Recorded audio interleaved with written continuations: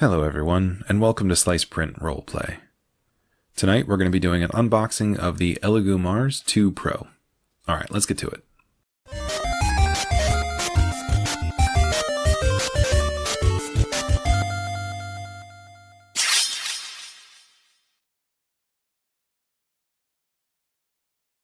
So I technically recorded this unboxing about a week ago, but at the time I was using a lapel mic to record my audio, and that mic shorted out within the first couple of minutes. So the audio it recorded it's awful.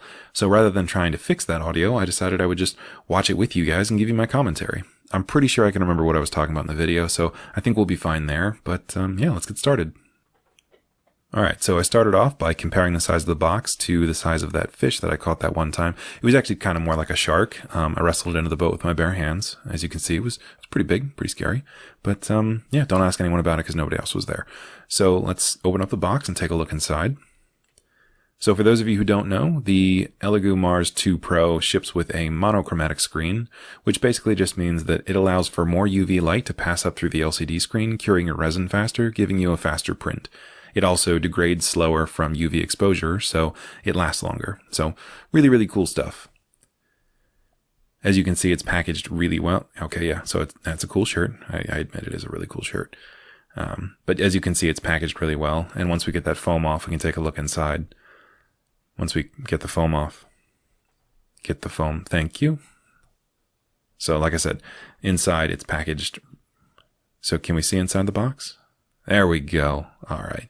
So as you can see inside, it's packaged really well, which is what you definitely want to see with these printers because they can get banged around in shipping and they're fairly sensitive units. So you want to make sure they're packaged really well. There's a moth coming in to say hi, I guess. Hopefully that wasn't Gandalf trying to get our attention, as I missed it. So we did get 2 FEP films, which is really cool. Always nice to have extra stuff like that because you will end up needing them, and they're not too expensive, but having them on hand is just really nice. So I appreciate them sending that with it. And inside we have, this is our little toolbox. It's going to have, well, it's more than just tools, honestly. It's going to have your scrapers, power plug. So there's the scraper. That one was actually slightly bent on one corner. I'll see if I can get good pictures of it, but just a very small bend from the factory. The minute I pulled it out, I noticed it, but there is a power cord and then the power brick. Depending on the unit you have, you might not get that. I know that the new Creality units don't have a power brick like that, but also have some masks, which are really nice to have. I don't typically use them, but I know a lot of people do, and if it's something that you're sensitive to the smells, definitely go for it. An angled bracket, that's something that's really cool. I'm really, really appreciative that they included that. I use angled brackets all the time. It really saves not having that extra resin going into your cleaner because you can angle your build plate and let it drip off. So definitely I recommend that if you don't have one, print one. These filters, if you know anything about resin printing, you'll know that these mesh filters are really important. I really appreciate that they sent some. We have a little beaker with some latex gloves. I think they're latex. I don't think they're nitrile. I'm not sure. I know that I believe you're supposed to use nitrile instead of latex because latex allows for some of the chemicals to leach through and get onto your skin. I haven't confirmed that because I'm lazy, but I will try to do that at some point soon and let you guys know. But I do believe that the ones that were shipped with it, they feel like latex to me, but I don't know. I can't really say for sure. Now the USB drive that they sent, I couldn't figure it out at the time. I was thinking it might be like 8 gigs. It's actually 4 gigs, which is fine. It's enough to get started.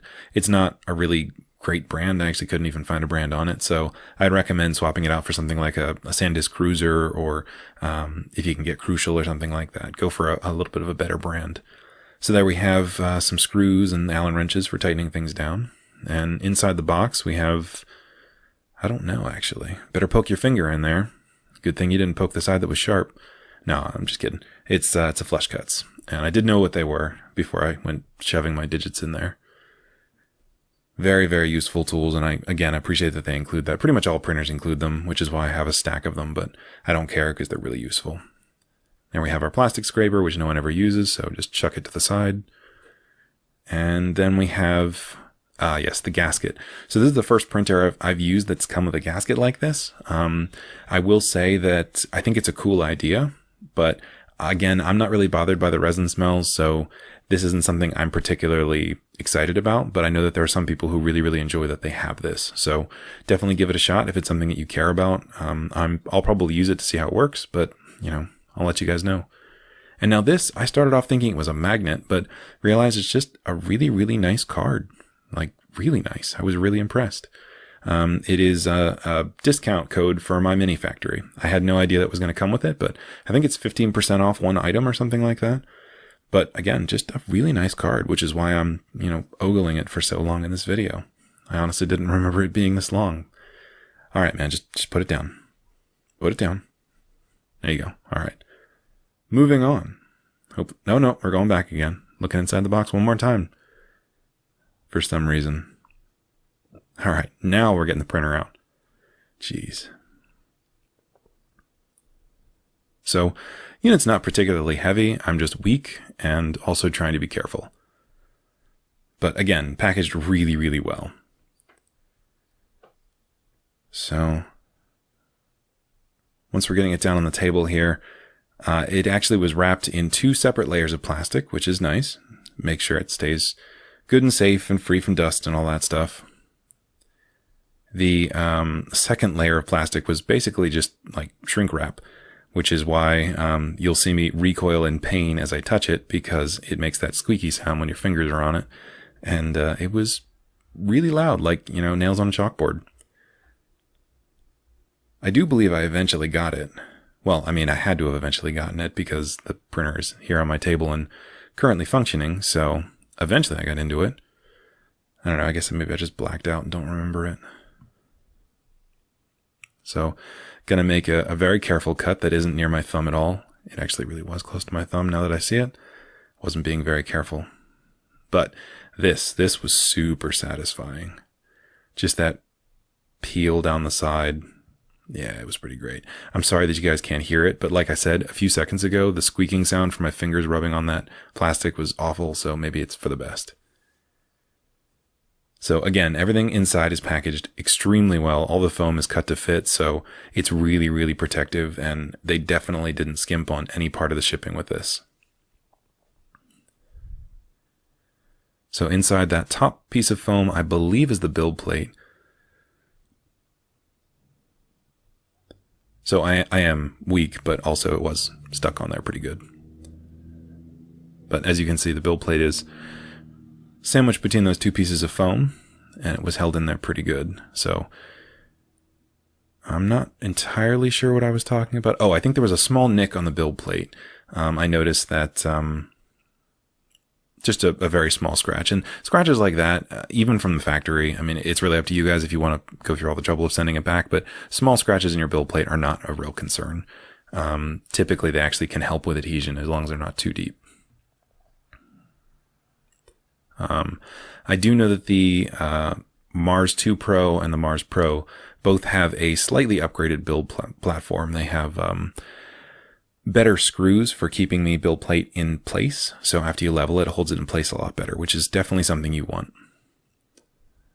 Now, one thing I started doing here was I started really looking for quality control issues, because that's something I've heard a lot with these printers being shipped with scratch screens or, dented metal plates or things like that, bent Z-rods, any number of different quality control issues. I've been hearing about it off and on, and I wanted to make sure I was really looking for that with this unit, and I'm happy to report that literally the only issues I had were the bent scraper, which is not a big deal, and the small scrape in the build plate, which is such a small issue. Like I said, it's not a concern for me.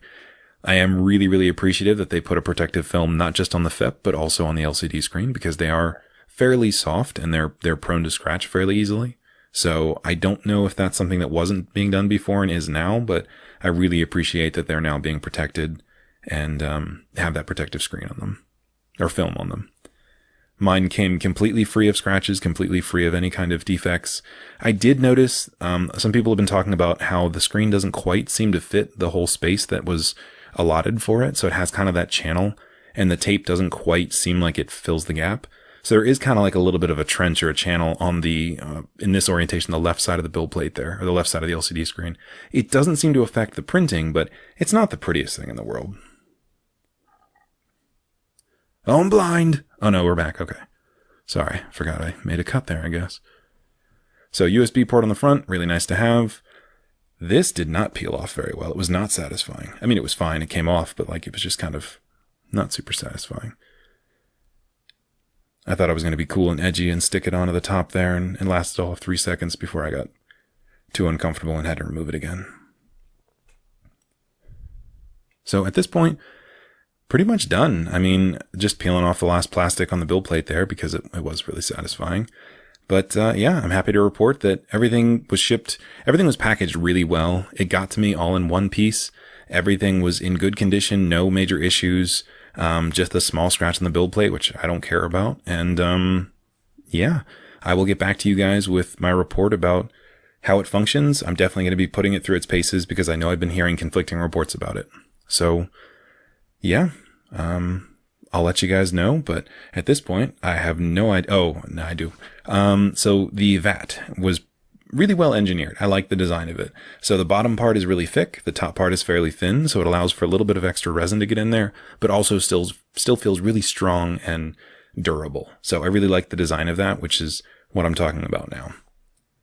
All right, so that was a rather unusual way of doing this, but hopefully you guys enjoyed it. If you did, please like and subscribe. I appreciate it. It helps the channel out a ton.